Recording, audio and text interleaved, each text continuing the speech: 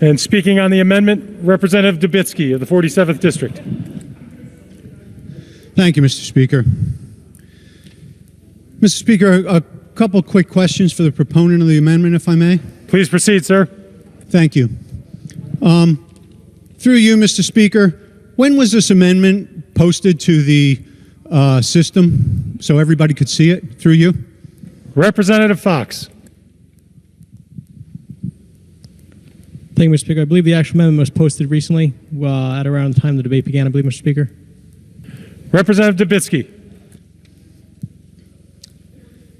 Mr. Speaker, this amendment codifies an executive order. And this amendment just went on the system. The people of this state have no way to know what we're voting on.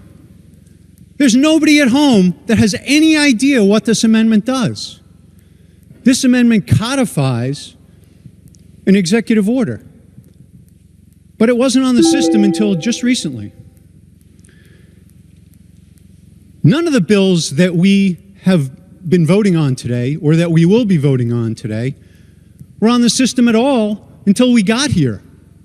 I was trying to discuss these bills, including this one that is the subject of this debate, all week. Nobody had a copy of them. Wasn't posted on the judicial website. There was barely even mention of the special session on the judicial website. When you went to the judicial website, Mr. Speaker, the only mention of special session at all was a calendar entry. The people of this state deserve better. They deserve open government. They deserve not to be hit with an amendment like this, which codifies an executive order. They deserve to be able to see what their representatives are voting on. I don't off the top of my head even know what's in 7QQQ.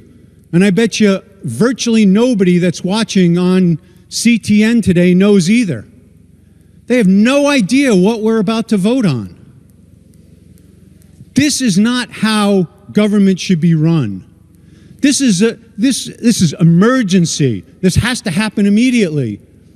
Well, clearly somebody thought in advance that we were going to be codifying an executive order. Wouldn't it have been nice to let us all know in advance? Right now we're working under very, very trying situation here, very trying circumstances. This room is virtually empty. All of the legislators are sequestered in their offices. It takes 10 minutes for somebody who wants to come speak to come from the other building, through the tunnel, to this building in order to speak.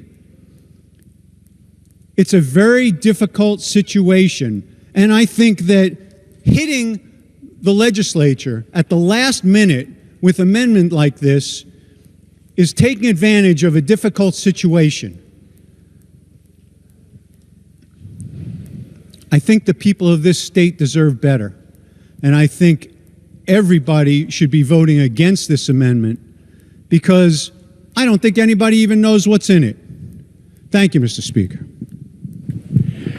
Thank you, Representative Dubitsky.